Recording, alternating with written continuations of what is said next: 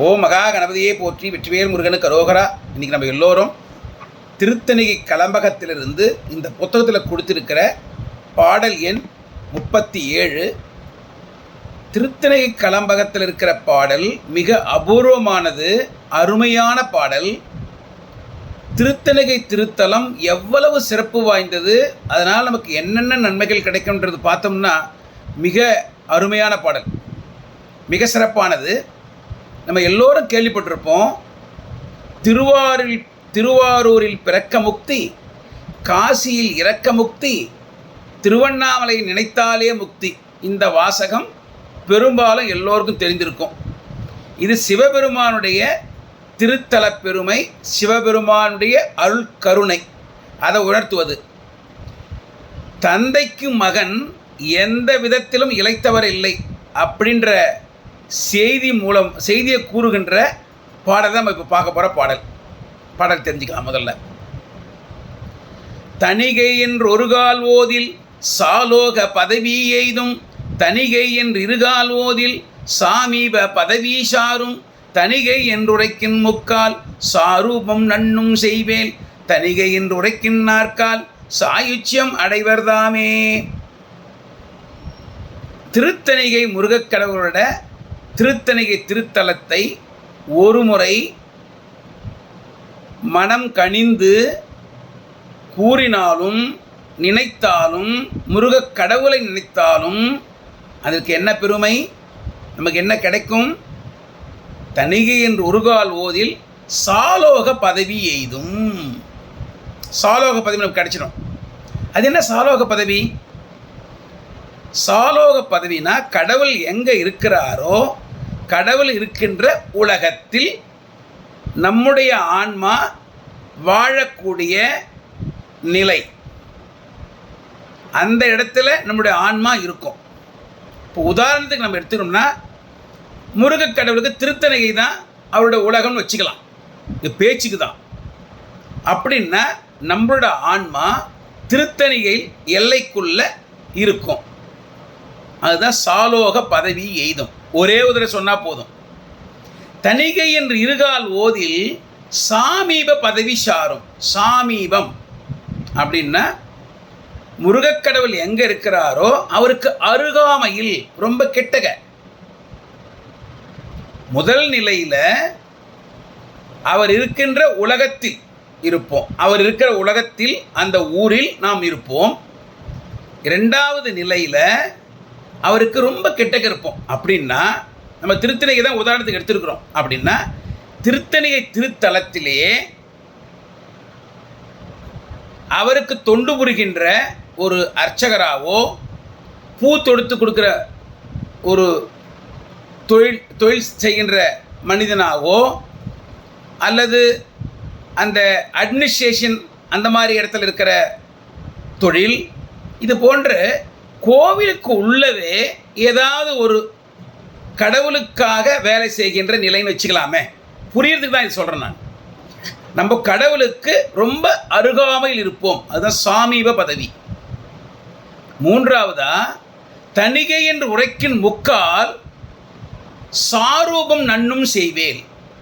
செய்வேல், முருகக் கடவுள் செம்மையானவர், சிவப்பானவர். அவர் 3 முறை திருத்தணிகை முருகனை நாம் நினைத்தாலும், திருத்தணிகை திருத்தலத்தை சொன்னாலும் மனம் கூர்ந்து மனம் ஒன்றி கூற வேண்டும். அப்படி சொன்னோம்னா நமக்கு என்ன கிடைக்கும்? சாரூபம் நன்னும் செய்வேல், சாரூபம் கிடைக்கும். சாரூபம் அதாவது கடவுளுடைய உருவமாகவே நாம் இருப்போம். நம்ம சிலர் பேர் நம்ம பார்க்கும்போது அவங்க முகத்தில் கடவுள் கடாட்சம் இருக்குதுன்னு நமக்கு தெரியும். அது மட்டும் இல்லாமல் இப்போ முருகக் கடவுள் விராட் ரூபம், விஸ்வரூபம் எடுக்கிறாருன்னு வச்சுக்கோங்க. எப்படி இருப்பார்?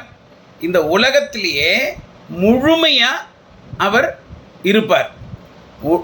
அண்டம் முழுவதும் பரவி இருப்பார்.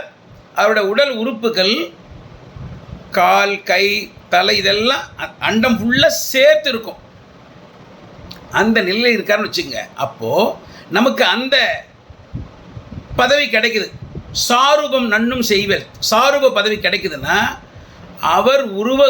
அவர் உறுப்புகளில் கால், கால் நகம், கால் விரல், கை விரல், இந்த மாதிரி ஏதாவது ஒரு பகுதியில் நம்மளோட ஆன்மா அவர்கிட்ட இருக்கும். நம்மளை பார்க்குறவங்க சாக்ஷாத் முருகனே இருக்கிறார் அப்படின்ற நினைவு ஒரு உருவத்தில் தெரியும். அதான் சாரூபம் நன்னும் செய்வேல். 4 முறை சொன்னோம்னா தணிகை என்று உரைக்கின் நாற்கால் சாயுச்சியம் அடைவர் தாமே. சாயுச்சியம், நமக்கும் கடவுளுக்கும் எந்தவித வேறுபாடுமே இருக்காது, பேதமே இருக்காது. நம்மளோட ஆன்மா அந்த நிலையில் முழுவதுமாக பரிசுத்தமாகிவிட்டிருக்கோம். அப்படின்னா நம்ம இந்த மாயை, கண்மம், ஆணம் சொல்லக்கூடிய 3 மலங்களிலிருந்தும் முழுமையாக நம்ம விலகி இருப்போம். அதை தீர்த்துட்டு இருப்போம். அந்த மலங்களே இருக்காது, சுத்தமாக இருப்போம். அது மட்டும் இல்லாமல் இந்த பாசத்தொடர் விலங்கு இருக்கு இல்லையா, அந்த விலங்கும் அறுபட்டு இருக்கும். இன்னொரு பாடலில் கூட அருணகிரிநாதர் கந்தர் அலங்காரத்தில் சொல்கிறார், பிறவி அற இச்சிறை விடுதலை பட்டது விட்டது பாச வினை விலங்கேன்றார்.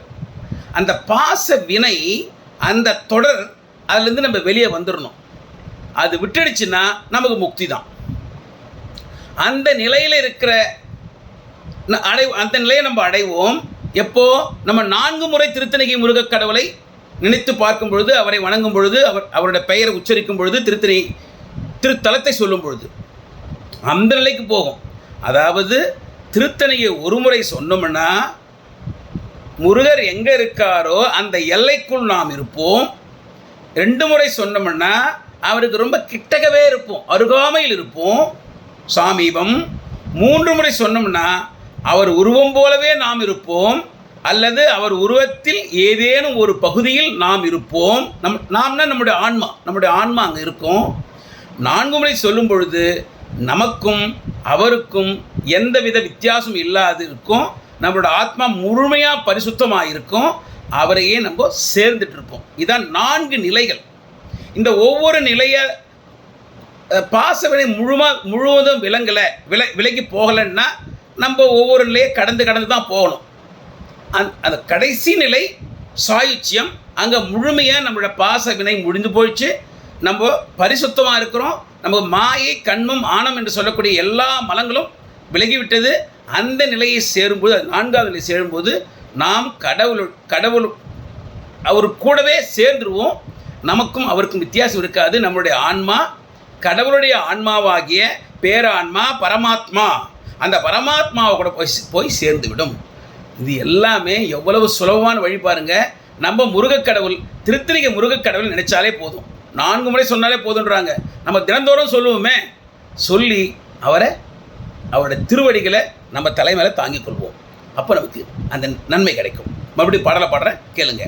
தணிகை என்றொரு கால் ஓதில் சாலோக பதவி எய்தும், தணிகை என்றிருகால் ஓதில் சாமீப பதவி சாரும், தணிகை என்று உரைக்கின் முக்கால் சாரூபம் நன்னும் செய்வேல், தணிகை என்று உரைக்கின் நாற்கால் சாயுச்சியம் அடைவர் தாமே.